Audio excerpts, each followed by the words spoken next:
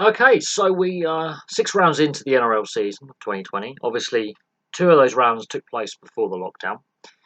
Since the lockdown, obviously some rule changes have been brought in. The set restart rule sped up the game massively. Less teams can get away with less of slowing down the play of the ball, the tackle. So teams like the Melbourne Storm that are very, very good at strangling the opposition and slowing them down and frustrating them have got to adjust to the rule changes. And the Melbourne Storm have lost a couple of games, so they are looking human. And because the game has sped up, we're seeing more players go to the sin bin for slowing down the play of the ball, professional fouls.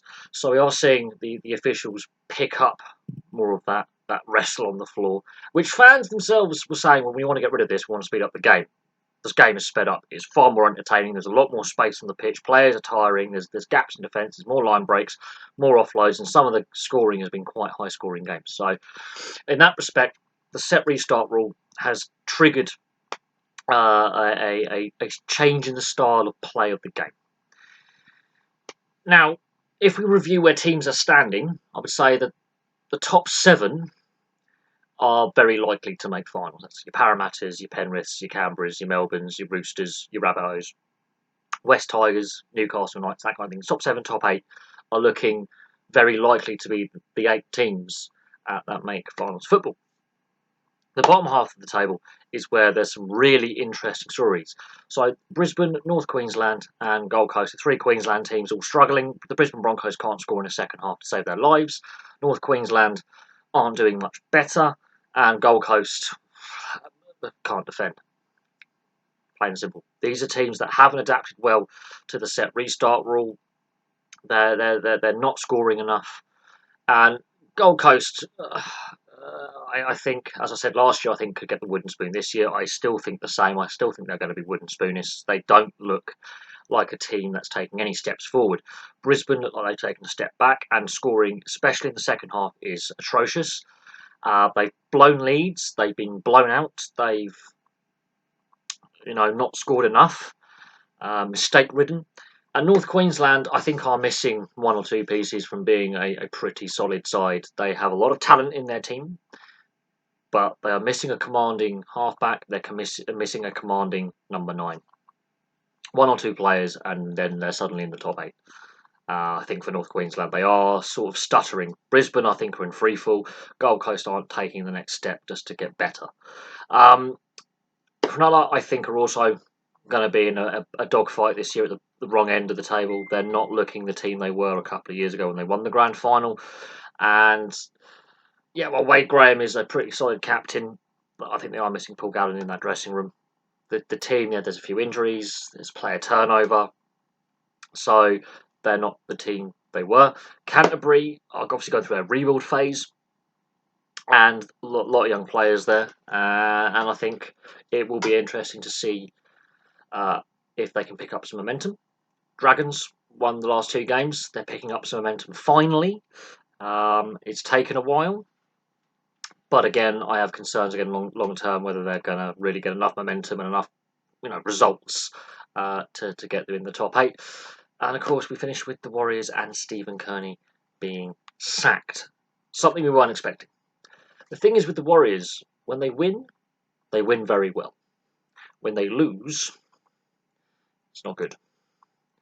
Yeah, they're very inconsistent. I think that's what's costing him his job. I think this is not a sudden knee-jerk reaction by the Warriors hierarchy. I actually think they were looking at how things were going for quite some time.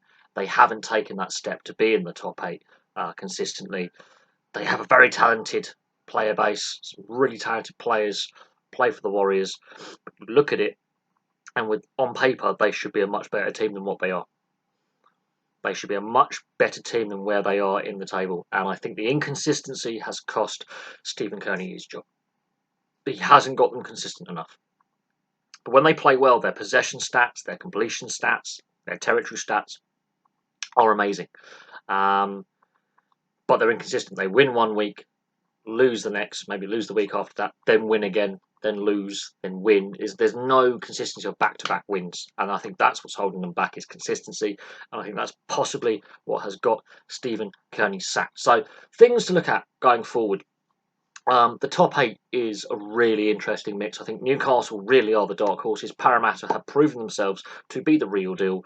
That game against the Roosters was an epic. The scoreline does not tell you the true facts of that game. That was a brutal arm wrestle that both sides led at various points, and then the Roosters, I think that extra bit of experience and guile in their squad got them over the line. But that was a titanic struggle. And for a regular season game, that was insane to watch. Then we look at the Rabbitohs. They've started to click, and that's scary. They have, again, Latrell Mitchell in their ranks. That is an exceptionally talented squad, and it's starting to click, and that is scary for the rest of the comp. Canberra, okay, they've lost a couple in recent weeks, but if you look at it, they've played some pretty good teams to lose against. They've also beaten some pretty good teams as well. They've carried on their form from last year from the grand final, and as a Raiders fan, that's kind of really nice to see. Penrith going under the radar a little bit. Pretty solid team. I think they finally got the balance right. They've sorted out their defence. It's a pretty solid team there. The Storm, have they shot their bolt? Have they peaked as a group? How much longer can Cameron Smith keep being the general? How much longer can that group of players, that core, which is ageing, continue to perform at the highest level? How long do they have in the top half of the table? Have they hit their peak and are declining slowly? They're still a dangerous team, but there are teams that I think are better than the Storm going forward that have more of a chance of winning the grand final. West Tigers, I think, are the barometer of where the league's at. They've got a very talented team now at West Tigers, I think. It's about consistency. But there we go. There's my little review of the first 6 rounds of the 2020 NRL season. Thank you very much for watching. And of course, round 7 comes around in a very short turnaround. And with it, by round 8, we shall have fans back at 25% capacity in stadiums, which will be a great thing to see. Fans back at games. Other leagues and sports can learn a lot from how the NRL have restarted coming out of the lockdown. So thank you very much for watching. Please place your thoughts below, and I'll have some more videos for you very, very soon.